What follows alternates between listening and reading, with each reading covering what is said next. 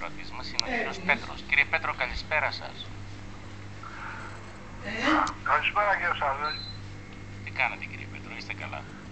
Ναι, καλά. Εγώ θα είμαι λίγο σύντομος για αυτά που λένε για το... Να σας κάνω μία ερώτηση. Ναι. Κύριε Πέτρο, θα πάτε στο Red Hill για το άγαλμα του απόδημου? Θα ήθελα να πάω κύριε Σαρδέλη, αλλά δεν μπορώ. Γιατί δεν μπορείτε? Γιατί ακούω πολλά, ο κόσμος δεν ξέρω τέλος πάντων τι θέλουμε. Ήρθαμε στην Αυστραλία κύριε Σαρδέλη, εδώ και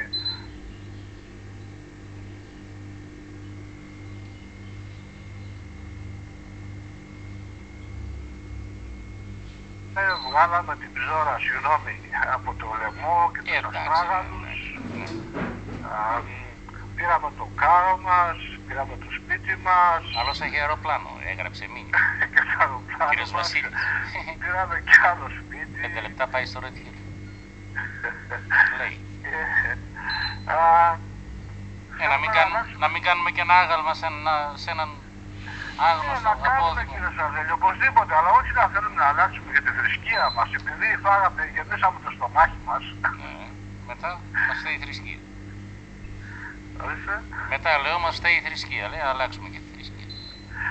Αφού τα αλλάξαμε όλα.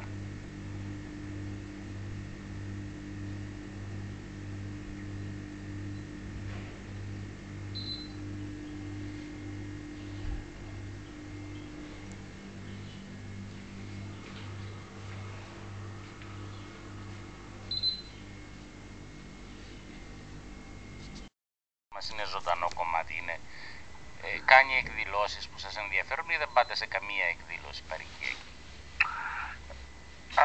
Για παράδειγμα, πάτε στους αντίποδες κάθε χρόνο που κάνουν? Παρακολουθώ από μακριά κύριε Σαρδέλη και μπορώ να πω ότι έχουν γίνει πολλά, πάρα πολλά, τα οποία νομίζω ότι ξεκινάνε από την Εκκλησία, άλλα από την Εκκλησία, άλλα από την κοινότητα. Άλλα από την Εκκλησία, άλλα από την κοινότητα, ναι. Όπως είπα, δεν είμαι φανατικός χριστιανός, δεν πηγαίνω στην Εκκλησία, αλλά κρατάω αυτά τα οποία έφερα από την Ελλάδα. Τις παραδόσεις αυτές. Οι περισσότεροι αυτό κάνουν. Ναι. Γιατί να μην διασκεδάσει, ας βγει, γιατί δεν βγαίνει η κυρία Βούλα να μας πει Σόδομα και Γόμορα γίναμε. Κύριε Πέτρο. Η οποία, ναι, η Σαπφόνο ταρά της παροικίας μας, είναι καταπληκτική γυναίκα. Καλό βράδυ. Θα μας τη διασκεδάσει λίγο. Καλό βράδυ. Ευχαριστώ κύριε μας.